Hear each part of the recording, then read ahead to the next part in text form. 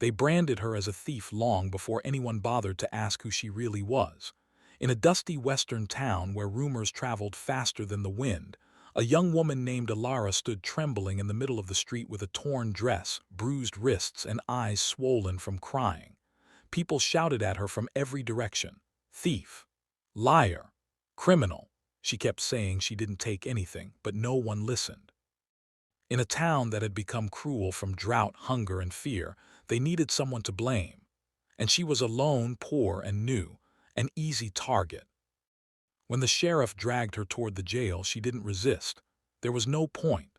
Until a horse galloped down the street, powerful and angry, ridden by a tall cowboy whose presence made the crowd fall silent.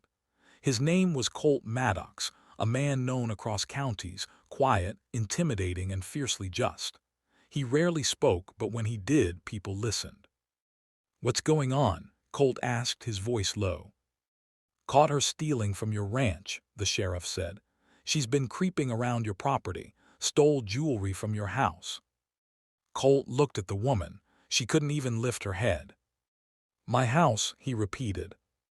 "That's right," the sheriff insisted. "Your sister reported missing items."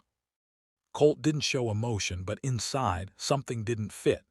His late wife's jewelry was locked away. Only someone living under his roof could access it. Why would a starving stranger? Colt dismounted, walked up to Alara, and gently lifted her chin. She flinched, expecting violence, but Colt simply looked into her eyes, wide, scared, and honest. "Bring her," Colt said. "To the jail?" the sheriff asked. "No," Colt replied. "To my ranch. I'll handle this." The town murmured in shock, but no one argued. Colt didn't trust crowds. He trusted his gut, and his gut told him something was wrong. At the ranch, he gave her water first. She drank like she hadn't had water in days. Then food, bread, stew, and fruit. She ate slowly, like she'd forgotten how. "Tell me the truth," Colt said softly. Alara trembled. "I didn't steal anything. I was looking for work. I was hungry, I fainted near your barn, and then your sister came out screaming." Colt nodded slowly. His sister, Marlene, had a reputation, spoiled, jealous, and used to getting her way. After Colt's wife died, Marlene stayed on the ranch to help, but mostly she made life miserable for everyone, especially young women. "Which jewelry did you steal?" Colt asked quietly. "I never touched anything," Alara whispered. "I swear." Colt watched her eyes, not a flicker of deceit. That night, he didn't lock her in the barn. He gave her a small guest room and told her to sleep.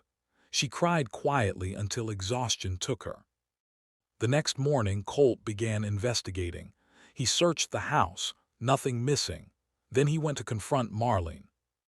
"I want you to tell me exactly what this girl took," Colt said. Marlene stiffened. "The blue necklace, the one from your wife, it's gone." Colt stared at her.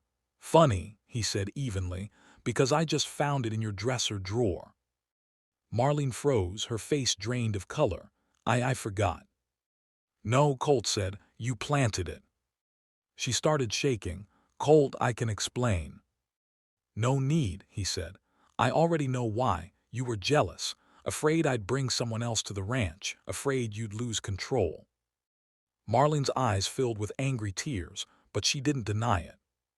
"You'll leave by noon," Colt said. "You're done here." Marlene screamed, cried, begged, but Colt didn't budge. And by sunset, the ranch was finally quiet again.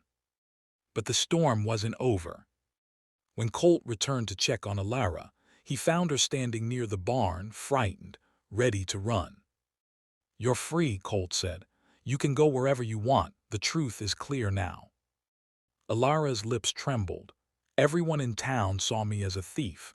They'll still hate me. They'll never believe I'm innocent." Colt exhaled slowly. She was right. Rumors stuck like mud, even when washed clean. "Then stay here," Colt said. Alara blinked. "Stay." "You need work. I need help on the ranch. And you deserve a place where no one lies about you." Her tears fell silently. "Why are you being so kind?" Colt hesitated, looking out over the land. "Because once, years ago, a crowd lied about me too, and someone saved my life when everyone else turned away." Ilara's breath caught. She understood more in that moment than words could express. She stayed. Days turned into weeks.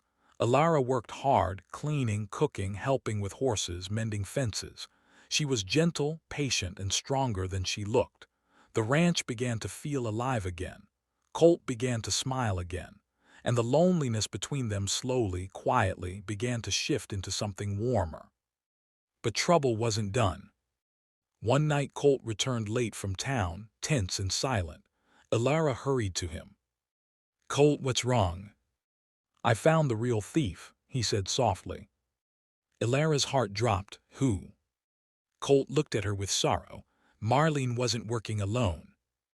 He placed a small bag on the table, gold coins, rings, keepsakes stolen from neighbors over months, all hidden inside a saddlebag belonging to one of Colt's ranch hands, a man named Rourke, someone Colt trusted for years.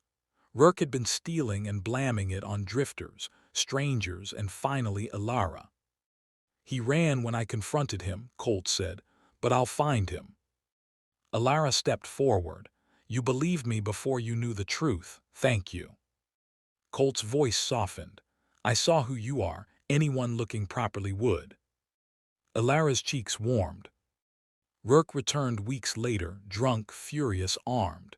He broke into the ranch at night, shouting Colt's name.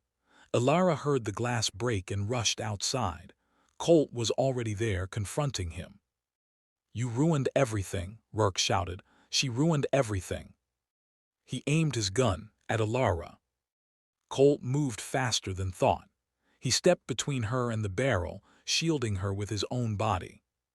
"Put the gun down," Colt said calmly.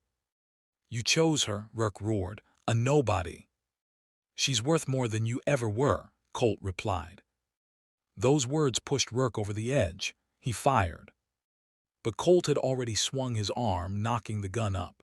The bullet flew into the night sky. Rourke lunged, and the two men crashed onto the ground. The fight was desperate, brutal. Ilara screamed for help, grabbed a lantern, and swung it at Rourke with all her strength. It shattered against his back, flames lighting the dirt. Rourke fell long enough for Colt to pin him until the sheriff arrived. This time, there was no blaming Ilara. The whole town saw Rourke's guilt. When it was over, Colt was bleeding from his shoulder. Ilara rushed to him, hands shaking. "You could have died," she whispered. "I'd risk it again," Colt said, "for you." Her tears fell onto his hands. "Colt, I don't deserve." "Yes," he whispered, lifting her chin exactly as he had the first day. "You do."